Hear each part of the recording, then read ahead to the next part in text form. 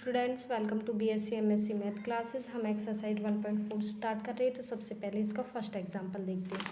इसमें हमें गिवन है if r is any vector so that first और सेकंड पार्ट 2018 में बीएससी पास कोर्स में आया, तो ये इंपॉर्टेंट है।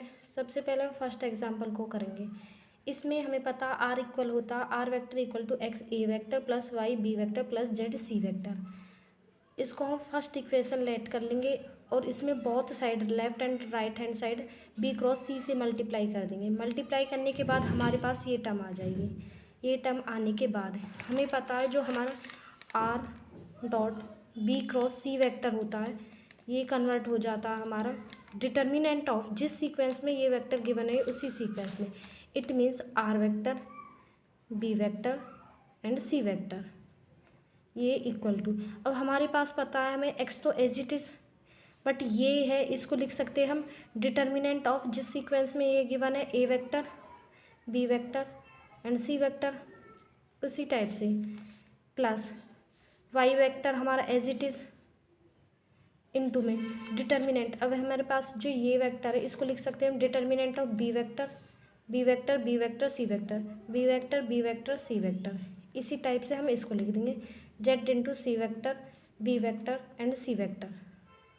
अगर हमारे पास डिटर्मिनेंट में कोई भी वैल्यू या कोई भी वेक्टर रिपीट होता तो वो जीरो के इक्वल हो जाता। यहाँ पे a b and c vector है, इट मीन्स ये तो as it is a vector b vector and c vector, but यहाँ पे हमारा बी वेक्टर रिपीट हो रहा है, इट मीन्स ये zero y into zero which is equal to zero, तो यहाँ पर हमारे पास जीरो। अब हमारे पास यहाँ पे सी वेक्टर रिपीट हो रहा है, इट मीन्स ये zero z into zero which is equal to zero, तो plus zero equal to this r vector b vector and c vector. अब हम यहाँ से हमारे पास आ गया determinant of r b and c vector is equal to x into में determinant of a b and c vector. अब हमारे पास हम यहाँ से x की वैल्यू फाइंड आउट कर सकते हैं। ये मल्टीप्लाई में है तो इधर साइड जाके डिवाइड में हो जाएगा। x equal r vector b vector and c vector upon में this determinant of a b and c vector. अब जैसे हमने x की वैल्यू फाइंड आउट करी, इसी टाइप से हम y और z की वैल्यू निकाल लेंगे। हमारे पास y की वैल्यू आएगी, जब हमारे पास x था तो यहाँ पे b और c थे, इट मीन्स a वेक्टर ना होके b और c थे। इसी टाइप से इसमें y में b वेक्टर नहीं होके r vector as it is, इसमें b वेक्टर नहीं होगा, इट मीन्स c वेक्टर और a वेक्टर अपॉन में डिटर्मिनेंट ऑफ दिस सेम। इसी टाइप से z vector z equal to यहाँ पे हमारे पास r vector as it is, z है तो c वेक्टर नहीं होगा, a और b वेक्टर होगा, a and b vector upon में determinant of a b and c vector. हमारे पास x y और z की वैल्यू आ गई। इन तीनों वैल्यूज़ को हम इसमें पुट कर देंगे फर्स्ट इक्वेशन में। यहाँ पे x की वैल्यू, यहाँ पे y की वैल्यू, यहाँ पे z की वैल्यू। तीनों वैल्यूज़ को पुट करने के बाद हमारे पास ये टर्म आ जाएगी। अब हमारे पास जो ये टर्म है, हमें पता है जो हमारा determinant of r b and c vector है, जिस टाइप से हम इसको इसके इक्वल लिख सकते हैं, उसी टाइप से हम डिटर्मिनेंट को इसमें भी कन्वर्ट कर सकते हैं। जो फर्स्ट वेक्टर है उसका डॉट प्रोडक्ट और जो सेकंड और थर्ड है उसका क्रॉस प्रोडक्ट। इट मीन्स इसको हम लिख सकते हैं आर फर्स्ट वेक्टर का डॉट प्रोडक्ट और सेकंड और थर्ड का क्रॉस प्रोडक्ट अपॉन में दिस एज इट इज़।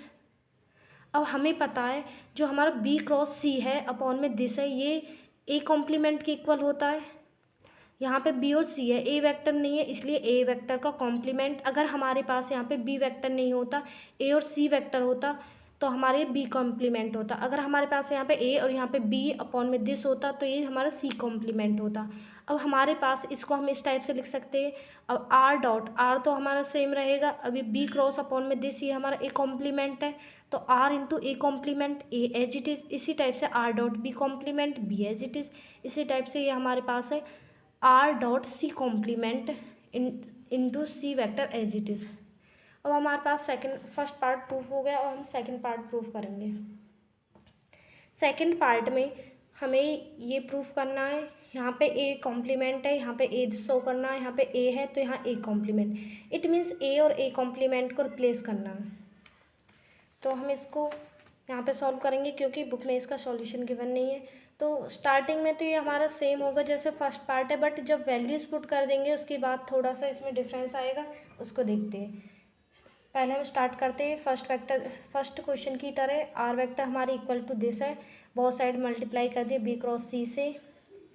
उसके बाद एक्स और वाई और जेड की वैल्यूज़ आ गई, ये हमने इसमें पुट कर दी। उसके बाद वैल्यूज़ पुट करने के बाद हमारे पास ये आएगा। अब हमें पता आर डॉट ए वेक्टर एक साथ है और इंटू ए कॉम्प्लीमेंट है। इट मीन्स हम A R vector into A vector एक साथ ले लेंगे, ये इंटू दिस। इसी टाइप से आर डॉट बी वेक्टर है तो यहाँ पे हमारा आर डॉट बी को एक साथ इंटू दिस। इसी टाइप से r dot c into this.